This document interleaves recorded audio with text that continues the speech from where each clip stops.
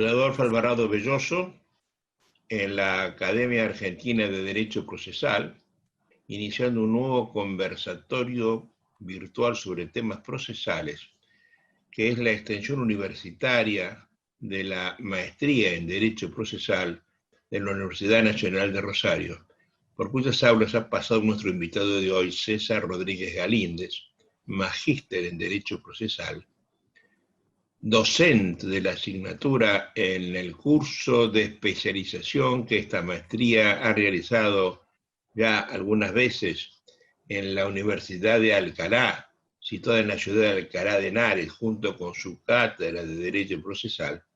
Abogado litigante, pero litigante en serio, litigante sobre todo en el foro laboral, litigante de pechar mostradores y además comprometido con su profesión. Desde hace mucho tiempo ocupa un cargo directivo en el Colegio de Abogados de la ciudad de Salta, de donde está hablando, y donde se ve ese hermoso cuadro con una montonera de gauchos que está atravesando un camino o un río. Mi querido César, bienvenido a este conversatorio. Te recibo con todo afecto para hacer una conversación distendida, ligeramente desorganizada, sobre el tema que te he propuesto hoy, que es activismo judicial y juicio oral. Estamos en un momento en América Latina que el juicio oral está siendo la estrella en toda América Latina. Quiero que sepas que en mi ciudad, en Rosario, República Argentina, tenemos el juicio oral en materia civil desde el año de 1962, es decir, hace 58 años. Yo fui juez en ese tribunal durante 4 años de mi vida, dedicado para una competencia sobre accidentes de tránsito, preferentemente y divorcios, alimentos y resto de juicios de familia. Y yo estoy convencido de que el juicio oral no ha funcionado, o por lo menos que no es sustentable en la realidad como buenamente puede ser, por falta de tribunales adecuados, el número adecuado para el número de pleitos que se están presentando. Sé que has hecho un estudio muy detenido en América Latina de todas las reformas que se vienen haciendo en los últimos años. Entonces quiero que me instruyas, que nos instruyas de lo que está pasando en América después de ese minucioso estudio que estás realizando. Te escuchamos con toda atención. Hola, maestro querido. Bueno, antes que nada, agradecerle la invitación. Un poco nervioso por este conversatorio. La verdad que no es sencillo sentarse a hablar de derecho procesal con el maestro, pero contento de tener esta interacción y la verdad es muy agradecido por todas las invitaciones que nos hace y todas las... Alcalá, Rosario, fueron experiencias muy lindas y la verdad que sirven para el desarrollo profesional y sirven, como decía Hugo Boto en la anterior charla que la escuché, nos han servido a todos. Creo que uno de los elementos comunes que tenemos todos los alumnos de usted es que hemos aprendido a repensar el derecho y a darnos cuenta muchas veces de cosas que la universidad no nos enseña. Creo que la primera falencia que tenemos es empezar a repensar los planes de estudio, empezar a ver qué es lo que se está enseñando en la universidad, porque yo, por ejemplo, me recibí cuando estaba vigente el sistema inquisitivo penal, y estudié un código procesal penal inquisitivo y me enseñaron que eso estaba bien. Con la maestría descubrí que estaba mal. Y tal es así que nosotros hace unos años ya hemos reformado y hemos cambiado un sistema penal acusatorio, y bueno, Salta es una de las provincias que a nivel federal con Jujuy está también probando el sistema acusatorio federal. Vos te recibiste en Córdoba, ¿verdad? ¿Cómo? Vos te recibiste en... Me recibí en Tucumán. Ah, en Tucumán, en Tucumán. Sí. Así que estudié el Código Procesal Penal de Tucumán, que en esa época era un modelo inquisitivo. Está bien. Sí, yo veo con preocupación este avance. Hoy usted hablaba de un estudio de Latinoamérica. Yo me puse a ver los códigos procesales de casi todos los países de Latinoamérica y en todos los países en los últimos 25 años se ha venido implementando la oralidad, se la toma la oralidad como si fuera un principio procesal. Y ahí hay uno de los principales errores, porque la oralidad no es un principio procesal, es una regla técnica procesal, es el medio por el cual nos vamos a comunicar dentro del proceso. Los principios procesales son las grandes directrices que deben dirigir al proceso, que deben informar al proceso. Y hacen a que el proceso sea eso y no otra cosa. Exactamente. Y el derecho procesal yo considero que es el derecho constitucional llevado a la práctica. Entonces, un sistema procesal tiene que estar acorde a los principios que inspira la Constitución Nacional. No podemos tener una Constitución Nacional con determinada filosofía política y un sistema procesal que vaya en un sentido contrario. Me parece que ese es un rasgo importante a tener en cuenta, y que los procesalistas civiles no lo están viendo, y los procesalistas penales se han dado cuenta de esto desde hace mucho tiempo, porque si nosotros nos remontamos, yo ahora me acuerdo dos fallos de la Corte Suprema de Justicia de la Nación, que son, uno es Llerena, el fallo Llerena. En ese fallo ya se citaban dictámenes de Obarrio de finales de 1800, en donde ya claramente hablaban del deslinde de funciones entre el que investiga y el que juzga. Entonces no puede ser que en un sistema procesal penal quien vaya a juzgar carezca o no tenga esas facultades de investigación y de prueba, y en un sistema procesal civil o un sistema no penal estemos avanzando en un sentido totalmente contrario. O sea, me estás afirmando que hay una incoherencia normativa interna. Sí, totalmente. No tiene nada que ver con el proceso penal, por ejemplo. Perdón, digamos, lo penal con lo no penal. O sea, en lo no penal y es lo laboral, menores, etc. Exactamente, sí. ¿En dónde está la diferencia esencial entre uno y otro? El sistema procesal penal lo que ha hecho fue desglosar y establecer correctamente cuáles son las funciones que tiene cada pieza que integra el proceso. El juez se dedica a juzgar y las partes son las que se dedican a acusar y a defender. Y entre ellas se produce la prueba y el juez imparcialmente resuelve el caso. Usted hace una distinción muy interesante cuando nos enseñaba el principio de la imparcialidad, que nos hablaba de que el juez debía reunir un triple carácter, que era el de la independencia, el de la imparcialidad y el de la imparcialidad. Esto de la imparcialidad ya había hablado Olmich mucho tiempo ya antes, y nosotros en el proceso civil volvemos a mezclar todas estas cosas, y con el objeto o con la loable intención de darle eficacia y eficiencia al proceso, ponemos en cabeza de una misma persona todas estas funciones sin tener en cuenta que le corresponden a las partes. Yo he podido ver jurisprudencia del Tribunal Europeo de Derechos Humanos, en donde, si bien ellos no hablan de imparcialidad, hablan de incompatibilidad de funciones. Ellos dicen, es incompatible que la persona que tenga que juzgar, en este caso un delito, sea la persona que tenga que investigarlo. Ya Carluti hablaba de una incompatibilidad psicológica entre las funciones de investigar y de juzgar. Hoy en día yo creo que estamos en un momento en donde se pretende objetivizar al máximo el proceso, darle la mayor certeza a las partes de que quien los va a juzgar de la manera más imparcial posible. Tal es así que incluso en las especializaciones que hicimos en España se habla de razonamiento probatorio, se aplica la lógica a la sentencia, y reunir en la misma persona las funciones de investigar y de juzgar no solamente le produce a él una incompatibilidad de funciones, porque se está inmiscuyendo en funciones que son propias de las partes, sino que también hay una incompatibilidad psicológica, porque es muy difícil que una persona o que un juez que ya en su pensamiento ha elaborado su propia teoría del caso, pueda juzgar imparcialmente las pruebas que producen las partes, si él también tiene la posibilidad de probar y va en la dirección en que la teoría del caso a él le indica. La verdad que, bueno, es una preocupación, creo que tenemos los especialistas civilistas, de que se avance en este sentido. Se debería tomar el ejemplo del sistema procesal penal y deslindar correctamente las funciones entre todos los que participan.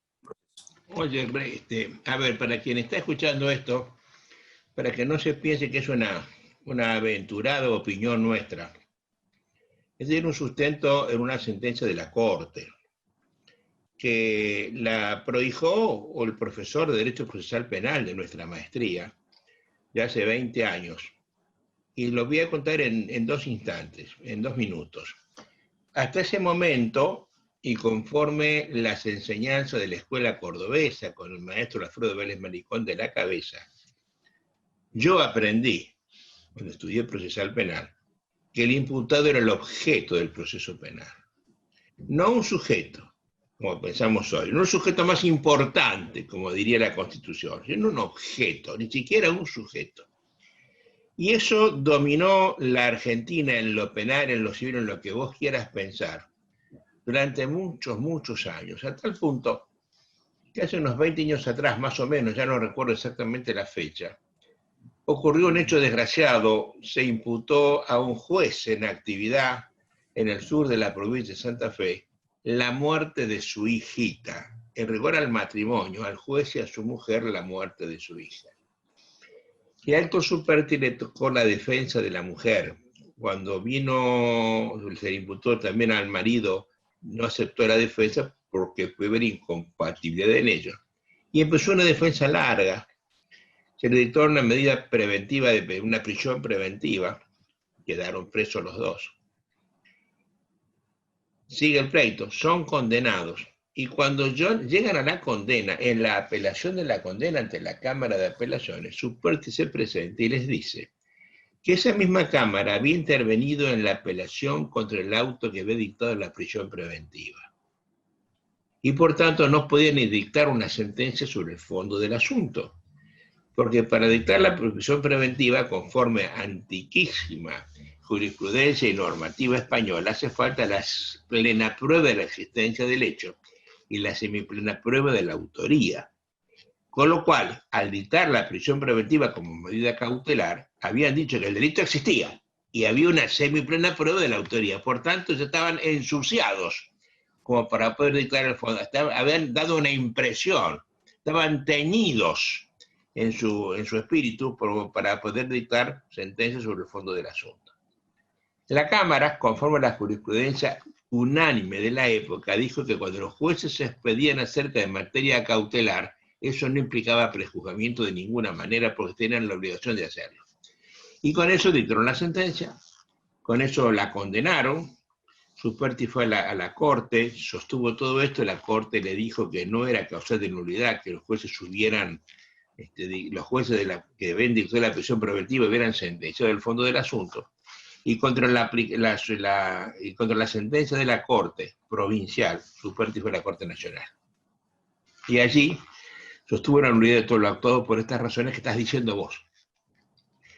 Y la Corte, en un fallo de un primer voto de Carmen Argibay, al que adhirió gloriosamente Zaffaroni, y luego el resto de los ministros, le dijo que era de total obviedad, así dijo, era de total obviedad que los jueces que habían intervenido al dictar la prisión preventiva no podían fallar el fondo del asunto, porque ya habían tenido un conocimiento previo del caso y no venían vírgenes de todo conocimiento para dictar la sentencia. Y anuló, pero lo dijo en términos muy fuertes, a tal punto que cuando llegó la sentencia a la Corte Provincial, la sentencia anulada por la Corte Nacional para que la Corte Provincial llamara ahora a conjueces o se integrara nuevamente para dictar nuevas sentencias, al día siguiente se dictó una acordada por la Corte de que los jueces que intervenían las cautelas no podían fallar el fondo del asunto. Es decir, lo penal se dividió. Y eso fue Eso fue el origen de que Santa Fe tuviera un sistema acusatorio real, actual, en los jueces miran, oyen, pero nunca hablan. Sería causal de nulidad una prueba introducida por palabra del juez, una condena a base de prueba correcta de oficio. Y eso, pues, parió para toda América Latina. Pero contrariamente a eso, y con el CEJA, que me vas a explicar vos ahora qué es, hicieron todo lo contrario en materia civil. Explícame qué es eso del CEJA y qué pasó. Sí, ahí le hago un pequeño aporte. Argentina suscribió la Convención Americana de Derechos Humanos y esta convención tiene dentro de lo que se llama las garantías judiciales, en el artículo 8, en el numeral 1 y en el numeral 2, una serie de garantías. Si bien el artículo 8, el punto 1 es medio genérico porque habla de que toda persona tiene derecho a ser oída ante un tribunal imparcial, competente, y en el 2, en el numeral 2, enumera ya garantías para lo que es un proceso penal, la jurisprudencia posterior de la Corte Interamericana de Derechos Humanos en la interpretación de ese artículo dijo que las garantías que se daban en el artículo 8.2 en garantías relativas al proceso penal se aplicaban para todo tipo de proceso. Entonces, si nosotros hemos suscrito un convenio internacional de derechos humanos en donde la misma Corte Interamericana de Derechos Humanos ha dicho que las garantías del proceso penal se tienen que aplicar a cualquier tipo de proceso en donde se discuta la determinación de derechos, es un poco inentendible que se avance en ese sentido tan contradictorio en un proceso no penal. Y esa es mi humilde opinión de lo que usted decía del Centro de Estudio de Justicia de las Américas. El Centro de Estudio de Justicia de las Américas, CEJA, como se lo conoce, es un organismo que pertenece al sistema americano. Yo creo que es el organismo interamericano que más ha difundido en la implementación del sistema penal acusatorio. Y es ahora el organismo que también está tratando de incluir en Latinoamérica en la reforma de los sistemas procesales no penales, pero lo está haciendo en un sentido totalmente inverso. Está haciéndolo con un claro corte activista e inquisitivo, porque promueve la actividad del juez dentro del proceso con facultades probatorias oficiosas, tratándola a la oralidad como un principio procesal, a la inmediación como un principio procesal, incluso con facultades para interrogar libremente a las partes y a los testigos y a los peritos. Aquí en Salta se ha dado la particularidad que en el proceso laboral teníamos la famosa prueba de absolución de posiciones, en la cual el actor y el demandado se podían presentar ante el juez, mentirle descaradamente al juez y a las partes, sin que eso tenga ninguna consecuencia jurídica, pero si alguna de ellas no podía ir por cualquier razón, un accidente, un choque, en el caso de los trabajadores que se manejan en colectivo, que perdían el colectivo, si por cualquier motivo no se presentaban al tribunal a responder todo no, se lo tenía por confeso ficto. Ya el año pasado la legislatura de Salta derogó la prueba de absolución de posiciones y la derogó por inconstitucional, porque consideraron que nadie estaba obligado a declarar en su contra y que no asistir a declarar y tenérselo por confeso ficto era una declaración en su contra. Este proceso, esta reforma, nace de una manera muy curiosa porque lo que se intentó derogar en un primer momento era la absolución del trabajador, por considerársela a la parte débil procesal. Entonces los legisladores, este proyecto ingresó por, si mal no recuerdo, por la Cámara de Diputados. Obtuvo media sanción en diputados, porque el fundamento era que el trabajador, por ahí es una persona con un escaso nivel cultural, que se ponía muy nervioso frente al juez, que nunca había ido a tribunales, que no tenía el entrenamiento que tenemos los abogados para los interrogatorios. Entonces que muchas veces por miedo, nerviosismo, lo llevaba a responder de una manera en que se autoincriminaba. Entonces, una manera de proteger al trabajador era derogando la prueba de absolución del trabajador. Cuando llega el proyecto a la Cámara de Senadores, los senadores dicen no, debe primar la igualdad de las partes, porque a una se la va a eximir de declaración frente al juez y la otra va a tener que estar obligada a hacerlo. Así que la Cámara de Senadores lo derogó para las dos partes, volvió el proyecto de revisión a la Cámara de Diputados y la Cámara de Diputados lo sancionó. Así que hoy en día, en el fuero laboral, nosotros no tenemos prueba de absolución de posiciones. Oye, eso es una cosa muy buena y habría que destacarlo mucho, ¿no? Yo creo que el CEJA lo que tiene es, no ha advertido que el régimen constitucional americano, hacia el cual miran, es diferente del régimen constitucional de América Latina.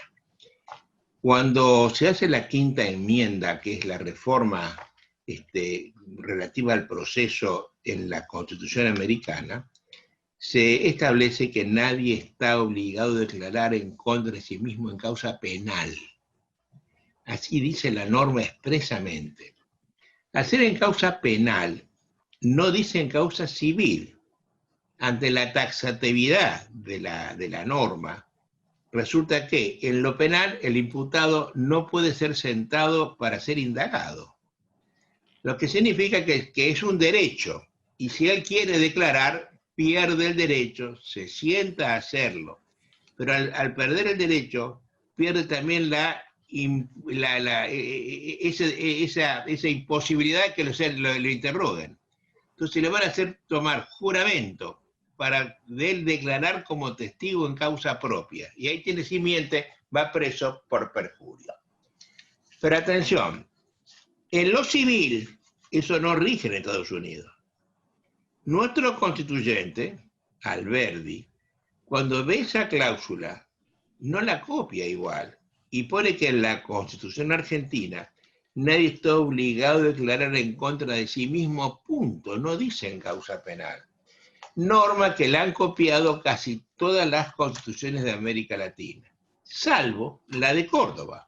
La provincia de Córdoba, lo que hizo en algún momento, ya no recuerdo en qué año fue, copió, yendo más allá de la Constitución argentina, copió la Constitución americana y dijo que nadie debía en causa penal. Y esa Constitución fue declarada inconstitucional por la Corte Nacional, porque sobrepasaba los requisitos de la Corte Nacional. Por tanto, pareciera que, como acabas de decir, si yo llego a declarar y me callo la boca, o llego tarde, o miro un apuntecito, o consulto, me tienen por confeso, ¿no? Yo pues, si llego y me declaro, puedo mentir, y si no, me ponen como por confeso en cualquier otra situación. Y eso es inconstitucional, porque yo pudiendo lo más no puedo lo menos. Eso ha sido tesis de varias personas en la maestría nuestra.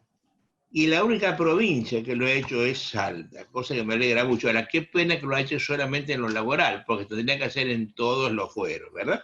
Sí, está el proyecto para extenderlo. Termino la idea, porque quiero que siga, vos termino la idea. El CEJA está viendo eso y lo trae, y ese es el distinto tratamiento que le da lo penal de lo civil. Mi impresión. No han advertido que tenemos distintos regímenes constitucionales. Pues siga, por favor. El problema que se nos presenta, por ejemplo, a los abogados litigantes, es que si se le va a dar al juez estas amplias facultades para investigar, para producir prueba, para interrogar libremente a las partes, a los testigos, a los peritos, se puede prestar a varias confusiones y a que se nos den muchos interrogantes.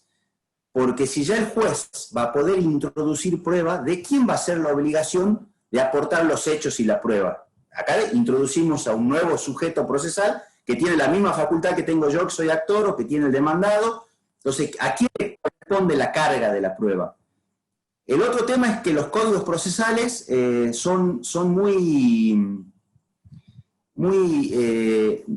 imprecisos. Dicen, los jueces podrán interrogar libremente a las partes, a los peritos y a los testigos. Pero ¿cuáles van a ser los límites de actuación que va a tener el juez en esa función? ¿Hasta dónde llega la facultad de juez para interrogar, para producir prueba, para introducir hechos? ¿Y qué es lo más importante de todo esto? ¿Cuáles van a ser las herramientas que vamos a tener nosotros, primero, para tratar de depurar la calidad de información que se va a introducir al proceso a través de esos medios probatorios o de esa interrogación que hace el juez?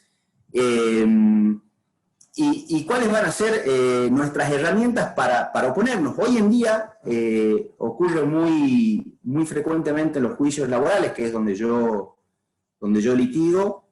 Nuestro Código Procesal establece una serie de requisitos que deben tener las preguntas. Las preguntas tienen que ser afirmativas, no tienen que ser afirmativas, tienen que ser relacionadas a un solo hecho, no pueden ser sugerentes, no pueden ser agraviantes. Y las partes, cuando interrogamos, ejercemos ese control. Yo me puedo oponer a la pregunta que haga mi contraparte que viole alguno de los preceptos que establece el código. Pero si la pregunta la hace el juez, yo tengo la misma función de oponerme a esa pregunta. Yo le cuento que a mí particularmente me pasó que me le opuse a un juez y me dijo que yo no podía oponerme a él, que él tiene la obligación de llegar a la verdad real y que ese control yo no lo puedo hacer con él. Entonces se desequilibra ese triángulo equilátero que tiene que haber, porque por ahí yo no digo que el juez vaya a ser parcial por hacer esa pregunta, pero necesariamente esa pregunta va a favorecer a alguna de las partes y beneficia a una y perjudica a otra. Por más que él no quiera, está rompiendo esa imparcialidad, esa imparcialidad, como le dice usted, o está incurriendo en funciones que son incompatibles con las que él tiene asignadas. Oye, esto creo yo que los jueces argentinos no entienden qué es el proceso. El proceso nace como un límite al poder, así nace. Es decir, el funcionario más importante del proceso jurídico es el juez de primera instancia, ese es el más importante de todos. No el presidente de la República ni el de la Corte, ese juez, es el que puede hacer muchas cosas. Meterse en mi casa sin pedirle permiso a nadie, quitarme a mi hija, mi libertad, mis bienes, lo que fuera, ¿no es cierto? Ese señor, la pregunta respecto a que yo me hago de él es, sí, a ese que todo lo puede, ¿hay que darle más poderes o hay que limitarle los que ya tiene?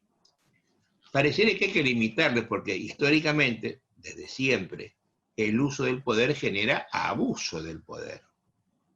Y desde el año 1215, con la emisión de la Carta Magna, el proceso se convirtió en una autolimitación del emisor de la Carta Magna, el rey Juan Sin Tierra, contra lo que él hacía. Dijo, yo dejo de juzgarlos. Yo que hago la ley y que la administro, nunca más los juzgaré. Era un normando francés que dice los varones sajones. Por tanto, esto nace a favor del imputado, no a favor del juez. Y entonces, el proceso que prevé la Constitución es un método de discusión entre desiguales, naturalmente desiguales, que se igualan jurídicamente a los efectos de la discusión gracias a la imparcialidad del juez. Pero esos jueces ven otra cosa, ven el proceso inquisitivo del medioevo español, ven el proceso como un método de investigación, y entonces dicen que hay que buscar la verdad para hacer la justicia del caso. Y la verdad no le interesa al proceso. Es una frase muy dura la que estoy diciendo, pero toda la institución jurídica no está mirando a la verdad. Sí le interesa la religión, sí le interesa, pero no al derecho, porque la cosa juzgada puede ser una cosa distinta de lo que pasó en la realidad, y esa es la verdad para las partes, sus sustitutos, sus sucesores, ¿no es cierto? Es decir, vemos cosas distintas, y lamentablemente también las ve el CEJA. Cree que el proceso penal es método de discusión y el juicio civil es método de investigación. Con lo cual, como dice el profesor Benavento, se da esta absurdidad. Si yo tengo una persona que ha secuestrado a una menor de 7 años, la ha violado y como consecuencia de la violación se muere, el juez encargado de juzgarlo no puede preguntarle nada En cambio, si un señor le compra un kilo de queso a otro señor y no se lo paga, después se mete en su casa, le mira la contabilidad, le hace preguntas, le hace jurar ante Dios y María Santísima. Lo que es absurdo, tendría que ser al revés, y sin embargo lo penal está prohibido. ¿Cómo es posible que esto lo admitamos en lo civil? Pero vos Además, lo estás sufriendo, vos lo estás sufriendo y mucho, porque el abogado, vos te estás quejando de que eso ocurre. Y los sí, sí, presos se ocurre. pierden en esas condiciones. Te lo ganan los jueces, no la parte contraria. No, y además de lo que se puede observar de la práctica es que no es lo mismo que un testigo, por ejemplo, responda a las preguntas que le hace el abogado, que normalmente nos sentamos atrás de él y el testigo no nos ve, a que las preguntas las haga el juez, que lo tiene que mirar de frente al testigo, el testigo lo tiene que mirar de frente al juez, y después de que el juez lo percibió de las consecuencias dañosas puede tener el falso testimonio. Eso muchas veces lo condiciona psicológicamente al testigo, y el testigo lo que hace es o manifestar que no recuerda cómo ocurrieron las cosas, o puede pasar también que se limite a contestar lo que él cree que es la respuesta correcta que busca el juez.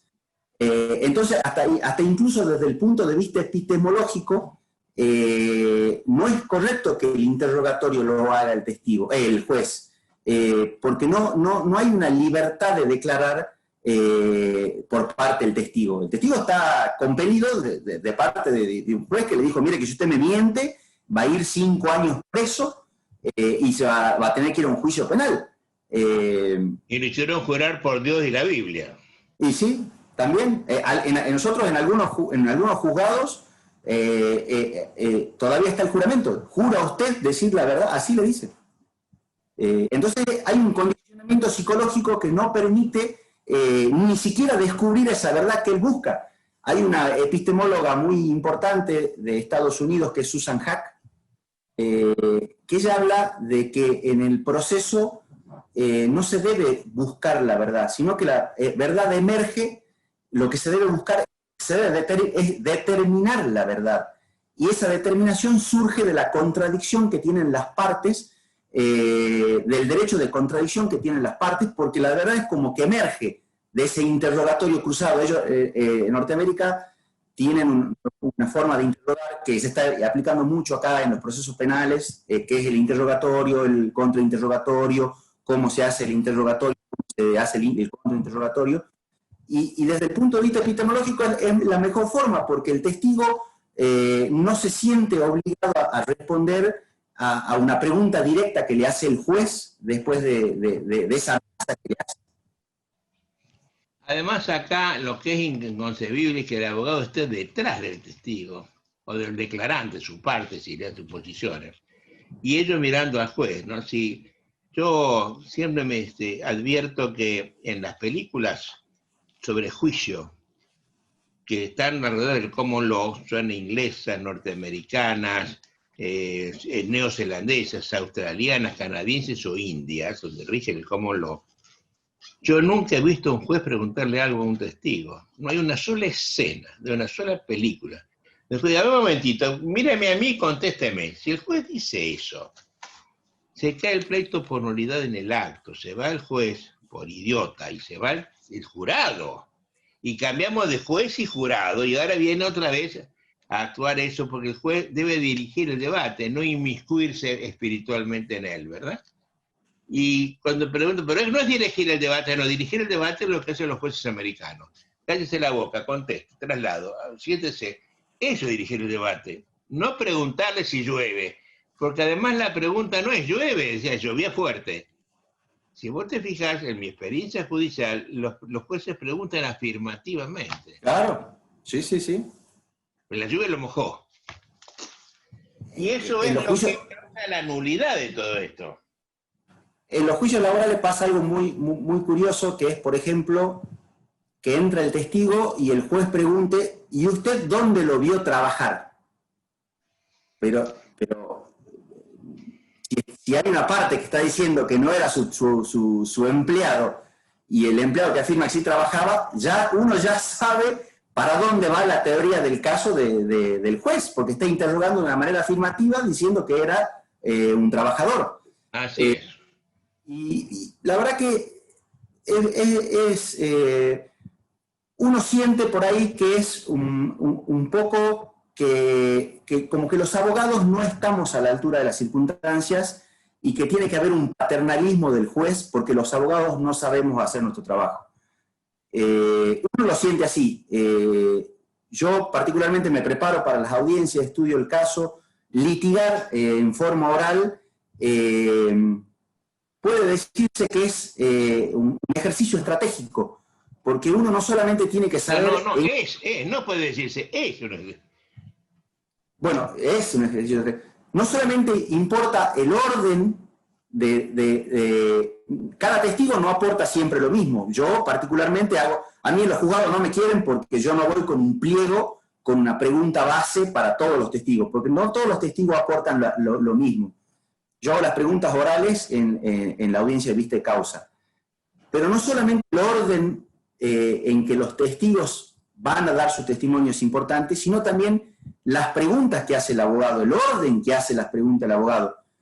Y si el juez comienza interrogando, ese orden ya se rompe. O si el juez interrumpe y hace alguna pregunta, ese orden también se interrumpe. Entonces ya la lógica con que el abogado preparó su caso, es difícil después reconducir el interrogatorio para que vuelva a tener la lógica con que uno la preparó. Ya no se puede hacer, ¿no? Ya no se puede hacer. No, es muy difícil. Y las sentencias después salen, lamentablemente, diciendo cualquier cosa porque no fue lógico el análisis que se hizo de la prueba que se rindió en la audiencia de vista y causa. Oye, una vez yo estaba en la charlita en Arequipa, Perú, sobre este tema. Y era una juez laboral de segunda instancia. Y cuando termina me dice, eso usted cuenta el valor, está muy bien en su país. Me dijo, pero no en el mío. Porque yo hago con mi indito. Y yo no le entendí la palabra indito. ¿Con su qué, señora? Con mi indito, con mi collita. Dice que ha sido despedido por la Coca-Cola. Y el que lo defiende es otro indio como él, otra cosita como él, ignorante, apocado, y viene a litigar contra el mejor estudio de Lima. Y me dijo la pregunta del millón, ese abogado y ese indito, ¿qué hacen si yo no los ayudo? Entonces yo, que la quiero mucho, la señora, dije, mire señora, el indito ese necesita todo el apoyo del Estado, todo el apoyo, que haya asesores de ellos. Le falté el respeto porque le dije, mire, que cuando están litigando que vengan Batman y Robin, y se muevan uno frente de la espalda para litigar, que vengan los bomberos, que venga toda la equipa, señora, para cuidarlo al indito y a su abogado indigente profesional. Pero una sola persona en toda la ciudad que no puede ayudarlo es usted, señora, porque si usted lo ayuda, el otro se quedó sin juez automáticamente. Y esto es como el sol, debe salir para todos. Todos tienen derecho a un juez. No es usted quien tiene que hacer eso, ¿no? Pero esa es la de los jueces. El otro día un juez en la Corte Suprema de Chile, un juez laboralista que llega a la Corte Suprema, a la sala laboral, dijo, yo vengo acá a defender el derecho de los obreros. Un juez no puede decir eso. Un juez hace justicia es justicia conmutativa, no justicia distributiva. No es que el gobernador le saca a todos para darle a uno, el juez le saca a uno para darle a otro. Y ahí me parece que está lo que no se entiende por parte de los jueces, ¿no? Pero, ¿vos crees que tiene destino esto? ¿Cómo? ¿Vos crees que tiene destino? ¿Entenderán algún día que lo penal es incoherente con todo esto? Y tengo mis esperanzas que sí. La verdad que sí, porque hay abogados que así lo entendemos, hay magistrados que así lo entienden, y bueno, en algún momento va a primar la racionalidad. A mí me parece que la mayoría de los jueces cree que esto es un ataque a ellos, y no es así. No, totalmente. Queremos al revés, que vivan tranquilos, que no se mueran del estrés judicial. Aquí en Salta, yo le cuento, porque yo integro la comisión, o integraba la Comisión de Reforma Procesal Civil, que se había formado hace unos años. Por ahí cuando se viene de otro lado a imponer una reforma procesal sin tener en cuenta la idiosincrasia o mínimamente sin saber qué es lo que hace el juez local, eso está destinado al fracaso. Fue en el año 2018, llegó a Salta, Justicia 2020 con el ministro Garabano, y propiciaban este modelo de oralidad efectiva que le llamaban, con amplias facultades de investigación y de prueba por parte de los jueces. Y fueron los propios jueces los que dijeron, esto no puede ser viable acá, porque nosotros en nuestro sistema procesal civil sí tenemos oralidad. Los juicios de amparo son orales, consumidores orales, nosotros conservamos el juicio sumarísimo, es oral. Si a todos esos juicios que ya se hacen en forma oral le tenemos que agregar el ordinario y el sumario, que nosotros todavía lo tenemos al sumario, no dan abasto. La oralidad es una herramienta fabulosa, pero siempre y cuando vaya acompañada de las reformas. El número de jueces suficiente. Totalmente, sí. Nosotros tenemos, para una población de 700.000 personas que tenemos en Salta Capital, tenemos 6 juzgados laborales. Yo los conozco personalmente a todos los jueces, son personas pero excelentes, muy capaces, pero desde que se contesta la demanda hasta que tenemos la audiencia de vista de causa, pasa 1 año y medio promedio. Oye, me acabas de dar una cifra muy importante, ¿no? 700.000 personas y 6 jueces. Quiere decir que hay uno cada 115.000 personas. Sí. Y los jueces... Quiero que sepas que en Alemania hay 18 jueces en total por cada 100.000 personas en el juicio escrito.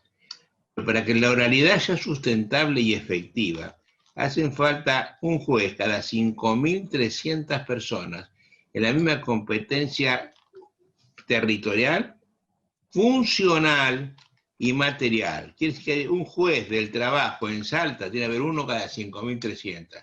Hagamos un número redondo, 5.000. 700.000 dividido 5.000 me da 135 jueces, me parece, y tenemos 6. 6. Eso es lo que y acá se toman 2. No lo van a tener eso, ¿eh? No, es imposible. Y se toman 2 audiencias diarias, ¿no? No es que no trabajan o hay días que no tengan audiencias, tienen 2 audiencias diarias. Y la agenda no les da. Para mí es muy fácil, mire, en 200 días hábiles, si hay 2 audiencias por día, cada juez toma, si nunca falla nadie, y nunca llueve, y nunca es feriado, toman 400 audiencias por año. 6 jueces, 2.400 audiencias, y entran ¿cuántos juicios? Ese es lo que hay que ver. Entran 10, 15, 20.000 juicios por año entre los 6. Hay que duplicar el número de jueces, y eso no se va a hacer nunca. Es lo que no entiende la gente del CEJA. ¿Sabes qué? Cuando uno no ha litigado nunca, no se puede legislar la materia procesal. Porque no se entiende el problema. Uno puede litigar desde un frasco de mayonesa dentro de un freezer, lo que es pura vida, lo que es pura vivencia. Claro. No son abogados los que hacen esto, lamentablemente. Y ahora esta situación de pandemia agrava todo, porque audiencias suspendidas, causas que no entraron, causas que entraron y se congelaron. Yo creo que hoy en día los abogados litigantes deberíamos empezar a revalorizar el valor de los métodos autocompositivos de resolución de conflictos. Empezar a devolver el valor que tiene la negociación, la mediación, el arbitraje, porque hoy, por más esfuerzo que haga el Poder Judicial, por más inversión, informatización y todas esas cosas, ya está colapsado. Y esta situación de pandemia agravó la situación, y si ya veníamos con una sobrecarga procesal muy importante, hoy en día ya los excedió. Yo en mi estudio tengo un montón de demandas nuevas para ingresar, y no soy un estudio grande, me imagino los estudios grandes, pero multiplicados somos 5.000 abogados en Salta. Con que 5.000 abogados tengamos 3, 4, 5 demandas para ingresar, hoy estamos de feria extraordinaria. El día que se levante la feria extraordinaria entrarán 10.000, 15.000 demandas. No hay forma de volverse a poner al día. Y eso que nosotros veníamos con juzgados por lo menos los juzgados laborales, que es donde yo litigo, con una demora no muy grande. Los juicios terminaban en 2 años, 2 años y medio, que es dentro de todo un plazo razonable. Así que hoy en día creo que nuestra función debería ser empezar a revalorizar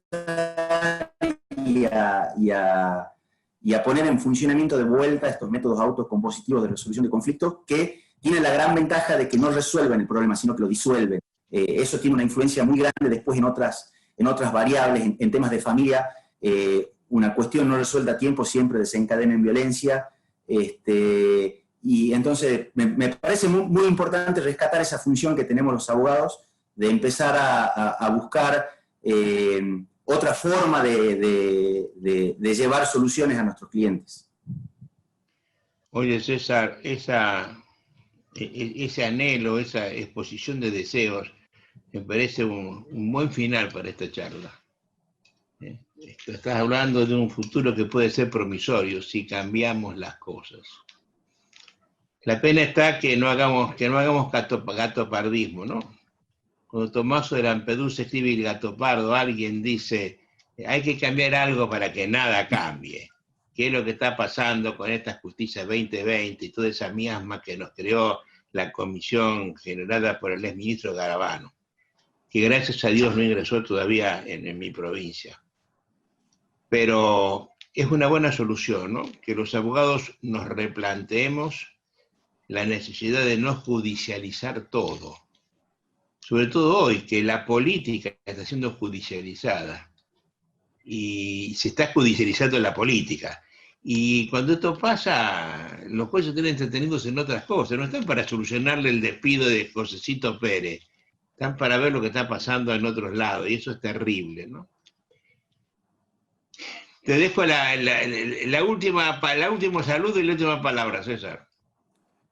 Bueno, agradecerle esta invitación, un saludo, un abrazo muy grande para usted, para todos los amigos que tenemos en Rosario, para todos los amigos que tenemos en Latinoamérica. La verdad que otra gran virtud que han tenido sus enseñanzas y estos encuentros que hemos tenido en Rosario, incluso acá en Salta, que hicimos un corte de la maestría en Derecho Procesal, ha creado vínculos muy fuertes entre todos los que hemos tenido la oportunidad de cursar esta maestría, estas especializaciones, y la verdad que se está extrañando la comensalidad, el encuentro. Este año perdimos la posibilidad de volver a tener un Alcalá, se extraña muchísimo, son cosas que a uno le hacen muy bien porque exceden la academia y pasan al ámbito humano, y creo que eso es lo más importante, porque en definitiva uno puede no puede estar de acuerdo con todo, pero en la amistad y en el cariño que uno se tiene, todas esas diferencias desaparecen, y en definitiva somos todos amigos y disfrutamos y compartimos un montón de cosas. Cofrades, ¿no? Cofrades. Oye, lamentablemente perdimos Alcalá 3, ¿no? Pero sí, yo te envío mi voto para que lo tengamos el año que viene. O sea, te saludo hasta Alcalá 3. Así gracias por esto, un fuerte abrazo. Gracias por todo. Te agradezco mucho esta conversación. Hasta pronto y hasta siempre. Así es, maestro.